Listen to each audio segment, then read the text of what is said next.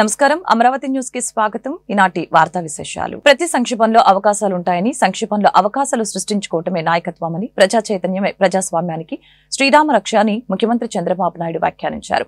విశాఖలో data centre, artificial intelligence, sea cable connectivity వస్తే విశాఖ ఓ డీప్ టెక్ డెస్టినేషన్ అవుతుందని చెప్పారు. ప్రజలు హార్డ్ వర్క్ కాకుండా స్మార్ట్ వర్క్ చేయాలని కోరుతున్నానని, ఆర్టీజీఎస్ తో గూగుల్ ఓ ఒప్పందం చేశారని, ఆ ఒప్పందం ఎంతో మేలు చేస్తుందని చెప్పారు. బుధవారం కలెక్టర్లతో సీఎం చంద్రబాబు సమావేశం నిర్వహించారు. ఈ సందర్భంగా ఆయన మాట్లాడుతూ ప్రయత్నాలు చేసిన వెంటనే ఫలితాలు రావని, నిరంతరం ప్రయత్నిస్తూ ఉంటే ఫలితాలు వస్తాయని చెప్పారు. విశాఖలో గూగుల్ ఏర్పాటుకి ఎంఓయూ కుదిరిందని, మంత్రి లోకేష్ కృషితో గూగుల్ ఏర్పాటుకి మార్గం సుగమం అయిందని చంద్రబాబు తెలిపారు.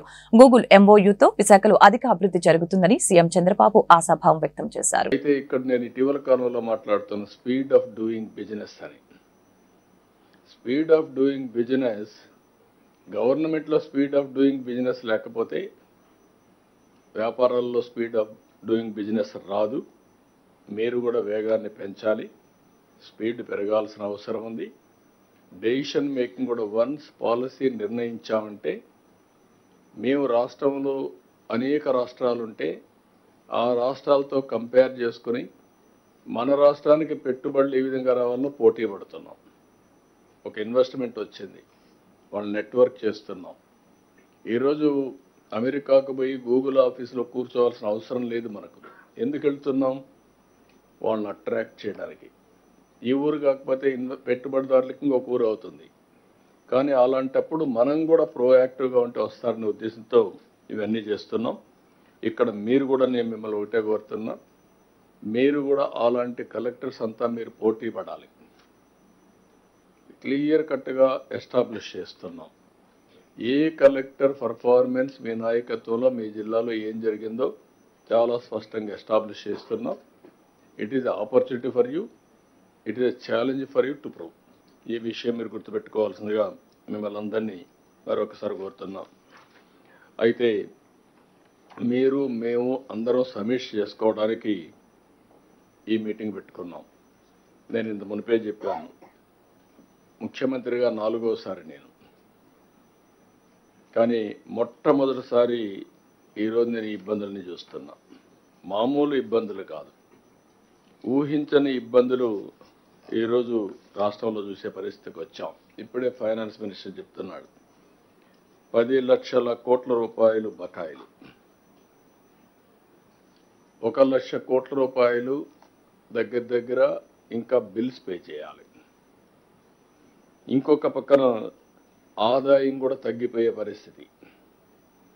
ఎప్పుడు కూడా అభివృద్ధి జరిగితే అభివృద్ధి వల్ల సంపద వస్తుంది, సంపద వల్ల గవర్నమెంట్కి ఆదాయం వస్తుంది. మళ్ళీ ఇది ఒక సైకిల్. అది టోటల్గా మిస్ అయ్యే పరిస్థితి వచ్చింది. 10 లక్షల కోట్ల రూపాయలకి ఇప్పుడు బారో చేయాలన్నా ఎఫ్ఆర్బిఎం పర్మిట్ చేసే పరిస్థితి లేదు. ఇంకొక పక్కన మీరు ఒకసారి చూస్తే భవిష్యత్తును కూడా అన్ని డిపార్ట్మెంట్లు అప్పులు తీసుకొచ్చారు. అవన్నీ ఒక పక్క అయితే 14th finance commission, 15th finance commission 2 కమిషన్లు వచ్చాయి బైఫర్కేషన్ అయిన తర్వాత. 14th ఫైనాన్స్ కమిషన్ 14 నుంచి అమలులోకి వచ్చింది, 14-15 నుంచి ఆ ప్రాంతంలో. ఆ తర్వాత 15th కమిషన్ ఫైనాన్స్ కమిషన్ వచ్చింది. అధికారులకి deputy CM Pawan Kalyan strong warning ఇచ్చారు. బుధవారం జరిగిన ఏపీ కలెక్టర్ల కాన్ఫరెన్స్ లో ఆయన మాట్లాడారు. స్మగ్లింగ్ పై విజిలెన్స్ అధికారులు అప్రమత్తంగా ఉండాలని హెచ్చరించారు. ఆఖరికి పెట్రోల్లో కూడా కల్తీ పెరిగిపోతుందని స్వయాన మంత్రి నాదెండ్ల మనోహర్ వెళ్లి సీజ్ చేయవలసిన పరిస్థితి ఉందని చెప్పారు. అధికారులు ఎప్పటికప్పుడు అప్రమత్తంగా ఉంటూ ఇలాంటి కల్తీలపై చర్యలు తీసుకోవాలని, లేదంటే సంబంధిత అధికారులపై చర్యలు తప్పవని హెచ్చరించారు. ఇసుకను స్ట్రీమ్లైన్ చేసేందుకు సీఎం చంద్రబాబు నాయుడు చర్యలు తీసుకుంటున్నారని చెప్పారు. ఇన్నేళ్ల వైసీపీ పాలనలో రాష్ట్రం 10 లక్షల కోట్ల అప్పులు పాలైందని, అధికారులకి కనీసం జీతాలు కూడా ఇచ్చే పరిస్థితి లేకుండా పోయిందని చెప్పారు. చంద్రబాబు నాయుడు డైనమిక్ లీడర్షిప్ లో ఏపీలో సుస్థిర పాలనను అందించేందుకు అంతా సహకారం అందించాలని పవన్ కళ్యాణ్ పిలుపునిచ్చారు. హైదరాబాద్ లాంటి ఒక సిటీని క్రియేట్ చేసిన వ్యక్తి మనస్ఫూర్తిగా చెప్తుంటే, చాలాసార్లు రోడ్డు మీద వెళ్తుంటే, ఫ్లైఓవర్స్ మీద వెళ్తుంటే హైదరాబాద్లో ఒక రాళ్ళు రప్పల మధ్య ఒక నగరాన్ని చూడగలిగిన వ్యక్తి. మేము ఎవరిని చూడలేకపోయాం. మాకు ఇప్పుడు రాళ్ళు రప్పలే కనిపించాయి, కానీ ఆయనకు ఒక మహానగరం కనిపించింది. So my respect towards CM గారు హెస్ రియల్ ఇంక్రీజ్డ్. లైక్ మేము ఇప్పుడు అదే ఊళ్ళలో తిరిగేవాళ్ళం, అదే ప్రాంతంలో తిరిగేవాళ్ళం. And all his administrative ability. కొంత అడ్జస్ట్మెంట్స్ తప్ప కొన్నిసార్లు కొన్ని పాత జియోస్ కావచ్చు, కొన్ని old rules and regulation restrict చేయొచ్చాము, కానీ వాటిని మధ్యలో బ్యాలెన్స్ చేసుకుంటా ఆయన స్టేట్ని యూనిఫైడ్ స్టేట్ని ఆయన తీసుకొచ్చిన విధానం కానీ, ఇప్పుడు ప్రజెంట్ స్టేట్కి ఈ అప్పులు వారసత్వంతో అప్పులు కష్టాలు ఇరెగ్యులారిటీస్తో వచ్చిన ఈ రాష్ట్రం కానీ ఆయన లీడర్షిప్లో కొనసాగాలి అంటే all of you have to really we need your support. Ration బియ్యం వ్యవహారంపై కూటమి సర్కారు చేస్తున్న దుష్ప్రచారంపై వైఎస్ఆర్సీపీ అధ్యక్షులు మాజీ సీఎం వైఎస్ జగన్మోహన్ రెడ్డి మండిపడ్డారు. రేషన్ బియ్యంపై వారి కథనాలు మాటలు చూస్తూ ఉంటే ఆశ్చర్యం కలుగుతుందని చెప్పారు. అసలు అధికారంలో ఎవరున్నారు అనే సందేహం వస్తుందని అన్నారు. రాష్ట్రంలో అధికారం మారి 7 నెలలైంది. మంత్రులు వాళ్ళే, అధికారులు వాళ్ళ మనుషులే. చివరకు చెక్ పోస్టులు వాళ్ళు పెట్టినవే ఉన్నాయి. కాకినాడ పోర్టులో కస్టమ్స్ వాళ్ళు, భద్రతా సిబ్బంది వాళ్లే ఉన్నారు. అటు కేంద్రంలోనూ ఇటు రాష్ట్రంలోనూ వాళ్లే ఉన్నారు. మరి ఎవరి మీద నిందలు వేస్తారు, ఎవరి మీద దుష్ప్రచారం చేస్తారు అంటూ వైఎస్ జగన్ ప్రశ్నించారు. నాకు నిజంగా ఆశ్చర్యం అనిపిస్తుంది రేషన్ బియ్యం కథలీలు చెప్తా ఉన్నప్పుడు. ప్రభుత్వంలో ఎవరున్నారు అని, ప్రభుత్వంలో మనమున్నామా, ప్రభుత్వంలో వాళ్ళు ఉన్నారా అని నాకు అర్థం కాల. 7 నెలలు అయిపోయింది, దాదాపుగా 6.5 నెల అయిపోయింది వాళ్ళ ప్రభుత్వం వచ్చి. 6.5 నెల 7 నెలలు అవుతా ఉంది వాళ్ళ ప్రభుత్వం వచ్చింది. ఎమ్మెల్యేలు వాళ్ళు, మంత్రులు వాళ్ళు, కలెక్టర్లు వాళ్ళు, జాయింట్ కలెక్టర్లు వాళ్ళు, పోలీసులు వాళ్ళు, ఎంఆర్ఓలు వాళ్ళ అధికారులే, చెక్ పోస్టులు వాళ్ళవి, అన్నీ వాళ్ళవే. ఇవన్నీ దాటుకొని మళ్ళీ పోర్టుకు వచ్చింతే పోర్టులో కస్టమ్స్ అధికారులు, పోర్టులో సిఐఎస్ఎఫ్ పోలీసులు, ఇవన్నీ కూడా వీళ్ళు పొత్తులో ఉన్న కేంద్ర ప్రభుత్వం మనుషులు. మరి ఇవన్నీ దాటుకొని ఏదైనా మెటీరియల్ బోటులోకి పోగలుగుతుందా? ఆశ్చర్యం ఏమిటంటే ఈయన పోయిన బోటు పక్కబోటే ఫైనాన్స్ మినిస్టర్, ప్రస్తుత ఫైనాన్స్ మినిస్టర్ పయ్యావుల కేసు వాళ్ళ సొంత వియ్యంకుడిది, శ్రీనివాసరావు గారని సొంత వియ్యంకుడిది, పట్టాభి రైస్ ఎక్స్పోర్ట్స్. ఆయన ఎక్స్పోర్ట్ చేస్తున్నాడు పక్కన, అదే పోర్ట్లోనే పక్కన. అడిగిపోడు దీంట్లోకి వచ్చి మాట్లాడతాడు.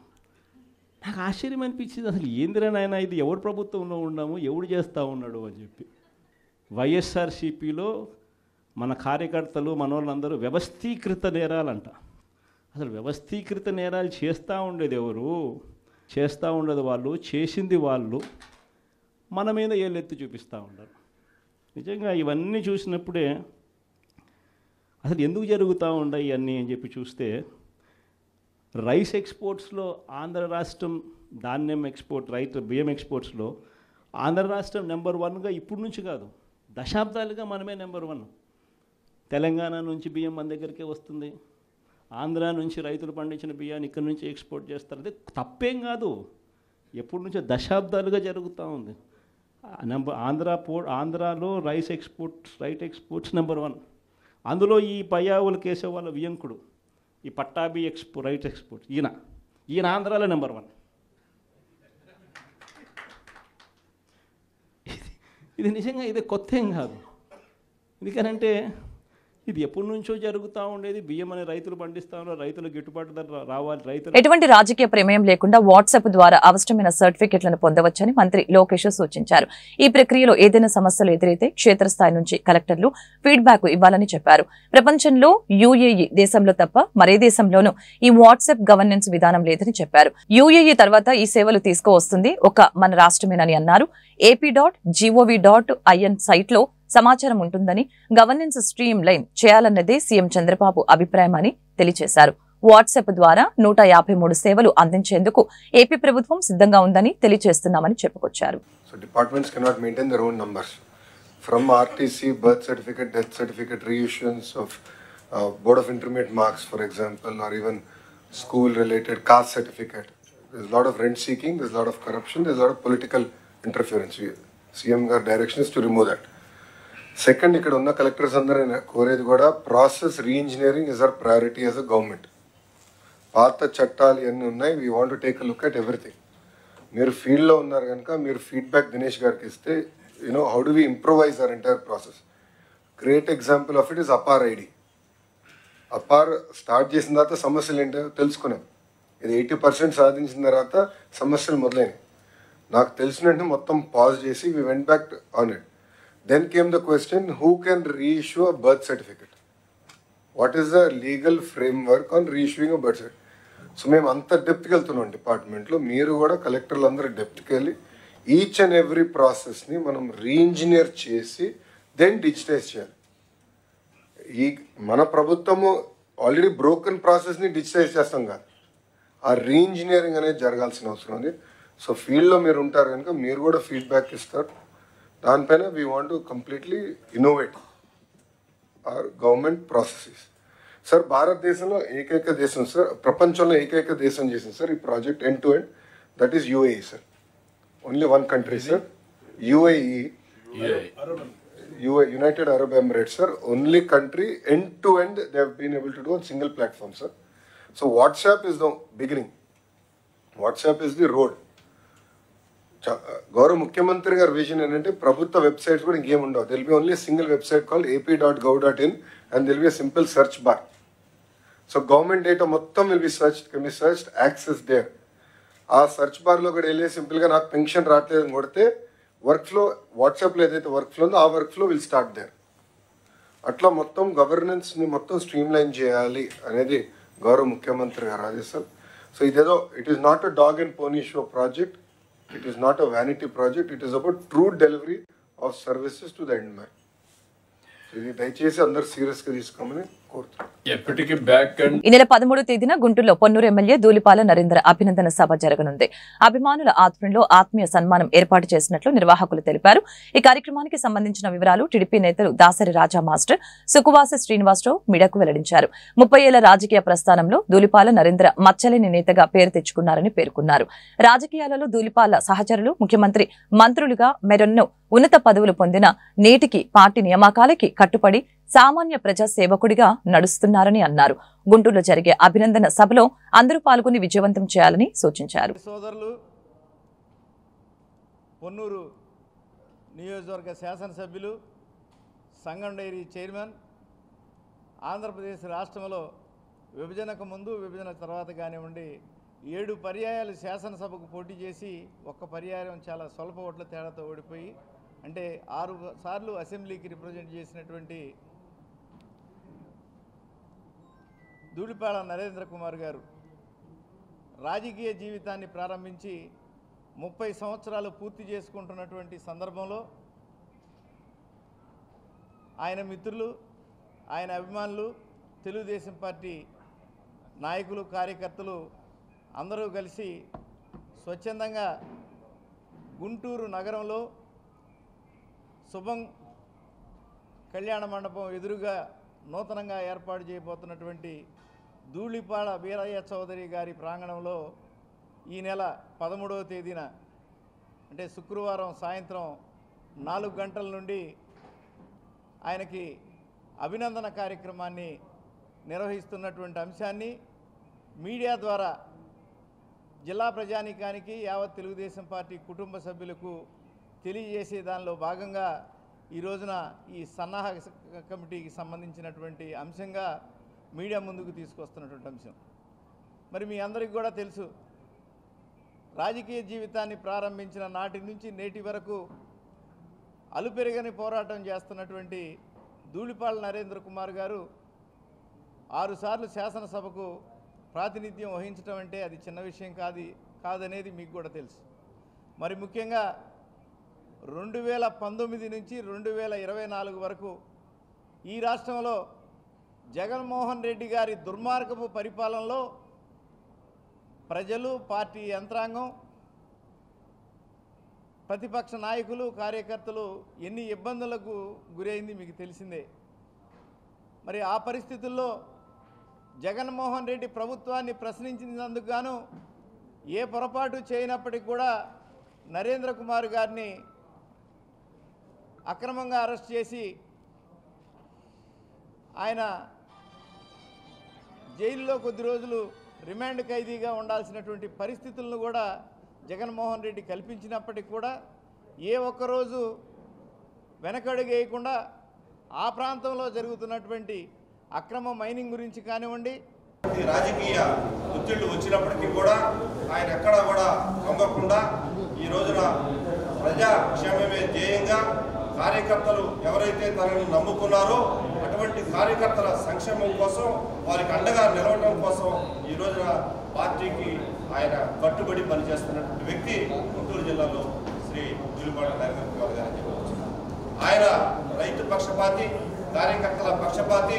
ఎవరైనా సరే ఆయన నియోజకవర్గంతో సంబంధం లేకుండా ఈ జిల్లాలో నాకు ఈ ఇబ్బంది ఉంది అని ఆయన దగ్గరికి వెళ్తే ఆయన ఖచ్చితంగా ఆ విషయాన్ని గురించి మాట్లాడి ఆ కార్యకర్తకు సహాయం చేసేటటువంటి ఏకైక వ్యక్తి జిల్లాలో నిలబడ్డారు. అటువంటి వ్యక్తి ఈ రోజున 30 సంవత్సరాల తన రాజకీయ ప్రవాసాన్ని కొనసాగిస్తూ ఈ రోజున జిల్లాలో రేపు 14వ తారీఖు ఆయన జన్మదినం సందర్భంగా ఆయన యాక్చువల్గా ఆత్మీయ సమావేశం ఒకటి పెట్టాలని చెప్పేసి జిల్లాలో ఆయనకు ఉన్నటువంటి అభిమానులు కానీ లేకపోతే నియోజకవర్గంలో ఉన్నటువంటి నాయకులు కానీ జిల్లా స్థాయి నాయకులు అందరూ కూర్చొని చెప్పి ఒక నిర్ణయం తీసుకోవడం జరిగింది. దానికోసమే ఈ రోజున మనం రింగ్ రోడ్లో ఉన్నటువంటి శుభం కళ్యాణ మండపం ఆపోజిట్లో ఉన్నటువంటి ప్రదేశాన్ని ఎంపిక చేసి దానికి స్వర్గీయ ధూళిపాడ వీరయ్య చౌదరి గారి పేరుతో దాన్ని ఆ సభా ప్రాంగణాన్ని ఏర్పాటు చేయడం జరిగింది. రేపు రాష్ట్రంలో ఉన్నటువంటి ధూళిపాడ అభిమానులే కాకుండా రాష్ట్రంలో ఉన్నటువంటి నాయకులంతా కూడా ఈ కార్యక్రమానికి హాజరవుతా ఉన్నారు. కాబట్టి గుంటూరు, నాకు తెలిసినంత వరకు గుంటూరు జిల్లాలో ఈ రోజున బ్రహ్మాండమైనటువంటి రేపు జరగబోయేటటువంటి కార్యక్రమం కనీ వెలుగని రీతిలో ఈ ధూళిపాడ అభిమానులంతా పాల్గొని ఈ కార్యక్రమాన్ని విజయవంతం చేస్తారని. ఈస్ట్ ఇండియా కంపెనీ తరహాలో జగన్ కంపెనీ రాష్ట్రంలో దోపిడీకి పాల్పడిందని మాజీ మంత్రి డొక్కా మాణిక్యవరప్రసాద్ ఆరోపించారు. గడిచిన 5 ఏళ్లలో క్రైస్తవులకి, పేద వర్గాలకి ఎలాంటి మేలు చేయలేదని ఆయన అన్నారు. ఈ మేరకు గుంటూరులో బుధవారం ఆయన మీడియాతో మాట్లాడారు. క్రైస్తవులు, క్రైస్తవ సంస్థలు అంటే సేవకు నిదర్శనమని చెప్పారు. వైసీపీ ప్రభుత్వంలో గుంటూరులోని క్రిస్టియన్ భవన్, అంబేద్కర్ భవన్, జాషువా భవన్ కి ఎలాంటి నిధులు ఇవ్వలేదని తెలిపారు. క్రైస్తవులకి ఎవరు మేలు చేస్తారో వారికి అండగా ఉండాలని విజ్ఞప్తి చేశారు. క్రైస్తవుల్ని అడ్డుపెట్టుకుని జగన్ దోపిడీకి పాల్పడ్డారని వ్యాఖ్యానించారు. క్రైస్తవులు, ఎస్సీలు పునర్నిర్మాణం దిశగా అడుగులు వేయాలని సూచించారు. ఈస్ట్ ఇండియా కంపెనీ తరహాలో జగన్ పెట్టిన ఈట్ ఇండియా కంపెనీని వెంటనే మూసివేయాలని డిమాండ్ చేశారు. ఒకళ్ళు సేవా దృక్పథంతో వచ్చి మదర్ తెరీసా లాగా గుడ్డి వాళ్ళకు సేవ చేసి తరించే మానవ హృదయాలు ఉంటారు, మాతృమూర్తులు ఉంటారు. అది ఒక క్రైస్తవే. అదేవిధంగా ఆర్థర్ కాటన్ లాగా బ్యారేజీలు కట్టి వ్యవసాయ రంగాన్ని అభివృద్ధి చేసి ఆంధ్రదేశానికి అన్నం పెట్టిన కాటన్ లాంటి వాళ్ళు క్రైస్తవ దొరలు ఉన్నారు. కానీ ఇప్పుడు రాజకీయాలు క్రైస్తవం పేరు మీద ఒక ఈస్ట్ ఇండియా కంపెనీలా ఏదైతే ఇంగ్లాండ్లో ఈస్ట్ ఇండియా కంపెనీ ఏ విధంగా భారతదేశానికి వ్యాపారం పేరుతో వచ్చి ఏ విధంగా కోట్లాది రూపాయలు భారత ప్రజానికాన్ని దోచుకొని, భారత ప్రజల ఆస్తులు దోచుకొని లక్షలాది కోట్ల రూపాయలు దోచుకున్నారో మనకి ఈస్ట్ ఇండియా కంపెనీ చరిత్ర మన కళ్ళ ముందు ఉంది. జగన్మోహన్ రెడ్డి కంపెనీ కూడా ఈస్ట్ ఇండియా కంపెనీ లాంటి కంపెనీ. ఈ Jaganmohan Reddy east India company Christianity వేరు. అంటే రాబర్ట్ క్లైవ్, వారన్ హేస్టింగ్స్ ఇలాంటి దోపిడీ అన్నమాట. అలాంటి దౌర్జన్యం, అలాంటి దోపిడీ, ప్లండరింగ్, దోపిడీ చేసి ప్రజల ఆస్తుల్ని, మన భారతదేశ ఆస్తుల్ని కొల్లగొట్టుకొని ఇంగ్లాండ్ తీసుకెళ్లిన ఈస్ట్ ఇండియా కంపెనీ వారసత్వం జగన్మోహన్ రెడ్డి గారి క్రిస్టియానిటీ. అందువల్ల ఈ క్రిస్టియానిటీని నమ్మొద్దు. మదర్ తెరీసా, ఆర్థర్ కాటన్ లాంటి క్రిస్టియానిటీని మీరు ఆదర్శంగా తీసుకుని క్రిస్మస్ సందర్భంగా మీరు ఒక ప్రతిజ్ఞ చేయాలి, మీరు ఒక ఆలోచన చేయాలని చెప్పి మీరు విజ్ఞప్తి చేస్తాం. ఈయన ఈరోజు 5 సంవత్సరాలు ఒక్క క్రైస్తవులకు కానీ ఒక పేదవాళ్ళకు కానీ చేసింది ఏం లేదు. గుంటూరులో తీసుకోండి, క్రిస్టియన్ బిల్డింగ్ అంతే ఉంది. 5 సంవత్సరాల క్రితం గత ప్రభుత్వం తెలుగుదేశం సాయంలో ఎలా ఉందో అలానే ఉంది. అదేవిధంగా అంబేద్కర్ భవన్ ₹1 ఇవ్వలేదు, జాషువా భవన్ ₹1 ఇవ్వలేదు, క్రైస్తవ శ్మశాన వాటికి ₹1 ఇవ్వలేదు. మరి ఆయన క్రైస్తవులు అని చెప్పి ఈరోజు మీరంతా ఎలా క్రైస్తవుడు మీరందరూ ఆలోచించాలని విజ్ఞప్తి చేస్తాము. చంద్రబాబు నాయుడు గారి టైంలో ఆ రోజు క్రైస్తవ భవనం ఎంత అద్భుతంగా తయారైంది, అది ముగింపు రాబోతా ఉంది ఈరోజు. అది చంద్రబాబు గారు చేసిన కృషి. అంబేద్కర్ భవనం ఆయన టైంలో కొంత ప్రోగ్రెస్ వచ్చింది. జాషువా గారి భవన్కి మంచి స్థలం ఇచ్చి 3 కోట్ల రూపాయల నిధులు శాంక్షన్ చేసింది మనం చూస్తాము. శ్మశాన వాటికలు కూడా చేయాల్సిన అవసరం ఉంది. అందువల్ల క్రిస్టియన్ పట్ల సానుభూతిగా ఉండేవాళ్ళు ఎవరితో ఉంటే బాగుంటుందో మీరు ఆలోచించాలని చెప్పి క్రైస్తవ ప్రజానికానికి క్రిస్మస్ సందర్భంగా ఈ నెల 14వ తేదీన జిల్లా వ్యాప్తంగా అన్ని కోర్టు ప్రాంగణాల్లో లోక్ అదాలత్ కార్యక్రమాన్ని నిర్వహిస్తున్నట్లు గుంటూరు జిల్లా న్యాయ సేవాధికార సంస్థ కార్యదర్శి లీలావతి వెల్లడించారు. జిల్లా న్యాయ సేవాధికార సంస్థ కార్యాలయంలో బుధవారం లీలావతి మాట్లాడారు. అన్ని న్యాయస్థానాలు సీనియర్ జూనియర్ సివిల్ జడ్జిలు అందుబాటులో ఉంటారని, కక్షిదారులు ఈ కార్యక్రమాన్ని సద్వినియోగపరచుకోవాలని పిలుపునిచ్చారు. కార్యక్రమం ద్వారా డబ్బుతో పాటు సమయాన్ని కూడా ఆదా చేసుకుని గొడవలు లేకుండా ప్రశాంతంగా ఉండవచ్చని తెలియజేశారు. నేను సెక్రటరీ డిఎల్ఎస్సి గుంటూరు అండి. మనకి ప్రతి సంవత్సరము 4 సార్లు జాతీయ లోక్ అదాలత్ జరుగుతుంది. ఇందులో రాజీ కేసులు చేసి లోక్ అదాలత్ అవార్డు పాస్ చేస్తారు. ఈ లోక్ అదాలత్ అవార్డు కోర్టులో పెండింగ్ ఉన్న కేసుల్లో రెఫర్ చేయించుకొని పాస్ చేయించుకోవచ్చు. ఈ లోక్ అదాలత్ బెంచెస్ మన జిల్లా కోర్టులో ఒక 9 బెంచెస్ ఉన్నాయి. అదేవిధంగా మన అన్ని రూరల్ ఏరియాస్లో మండల్స్లో ఉన్నటువంటి కోర్ట్స్ అన్నిటిలో కూడాను బెంచెస్ ఉన్నాయి. ఇప్పుడు మనం వినుకొండ తీసుకున్నా, మాచర్ల తీసుకున్నా, ఇటువైపు రేపల్లె వచ్చినా, బాపట్ల వచ్చినా, ప్రతి చోట ప్రతి కోర్టు ఆవరణలో ఈ లోక్ అదాలత్ బెంచెస్ అనేటివి ఉంటాయి. ఈ బెంచెస్ అడిషనల్ డిస్ట్రిక్ట్ జడ్జెస్ క్యాడర్లోనూ బెంచెస్ ఉన్నాయి, సీనియర్ సివిల్ జడ్జి క్యాడర్లోనూ బెంచెస్ ఉన్నాయి, జూనియర్ సివిల్ జడ్జి క్యాడర్లోనూ బెంచెస్ ఉన్నాయి. సో ఏ కేసులు ఏ కోర్టుల్లో ఉన్న పెండింగ్లో ఉన్నటువంటి కేసులన్నీ కూడా మీరు రెఫర్ చేయించుకుంటే అక్కడ ఇద్దరి మధ్య సమన్వయం కుదిర్చి సెటిల్మెంట్ ఇరుపక్షాలు ఒప్పుకుంటే లోక్ అదాలత్ అవార్డు పాస్ చేస్తారు. ఈ అవార్డు మీద అప్పీల్ ఉండదు, వన్స్ ఫర్ ఆల్ అది ఫైనల్ అయిపోతుంది.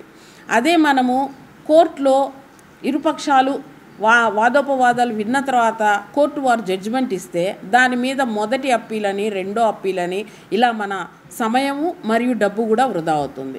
కాబట్టి అందరికీ నా విన్నపం ఏంటంటే దయచేసి ఈ లోక్ అదాలత్ 14వ తేదీ డిసెంబర్న జరుగుతున్నటువంటి లోక్ అదాలత్ని మీరందరూ ఉపయోగించుకొని రాజీ మార్గమే రాజమార్గం అన్న దీంతో ముందుకు వెళ్తే చాలా బాగుంటుంది. ఇంకా ఈ ఏ కేసులు ఈ లోక్ అదాలత్లో మీరు సెటిల్ చేసుకోవచ్చు అంటే అన్ని సివిల్ కేసులు రాజీ చేసుకోవచ్చు. మరియు ఎన్ఐ యాక్ట్ కేసులు అంటాము, అంటే నెగోషియబుల్ ఇన్స్ట్రుమెంట్స్ యాక్ట్ కేసెస్ అంటారు, అంటే చెక్ బౌన్స్ కేసులు మీ భాషలో చెప్పాలంటే అది కూడాను ఇక్కడ సెటిల్ చేసుకోవచ్చు.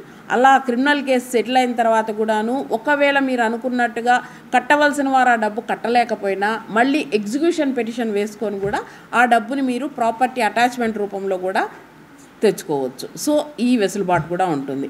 అదేవిధంగా క్రిమినల్ కేసులు చిన్న చిన్న కొట్లాట కేసులు ఉంటే కనుక అవన్నీ కూడా రాజీ చేసుకుంటే కాంపౌండ్ చేసి అక్విటల్ అవుతుంది, ఇది కూడా ఉంటుంది. మరియు ఫ్యామిలీ మ్యాటర్స్ ఎంసీలు ఉంటాయి కదా, మెయింటెనెన్స్ కేసెస్, అవి కూడా రాజీ చేసుకోవచ్చు.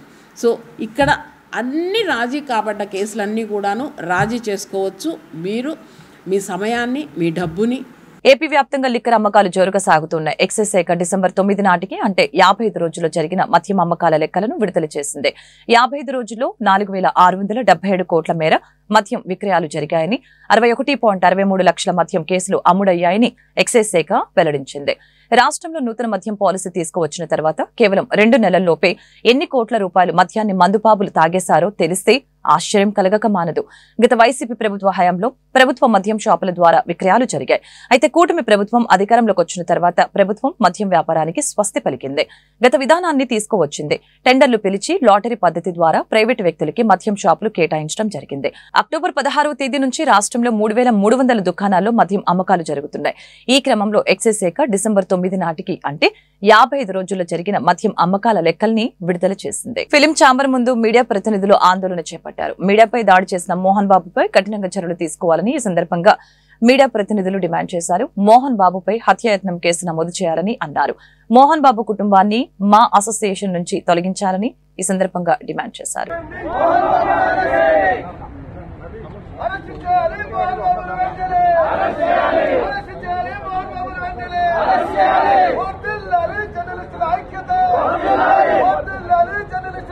ఈ వార్తలు ఇంతటితో సమాప్తం. మరొక బులెటిన్లో మళ్ళీ కలుద్దాం.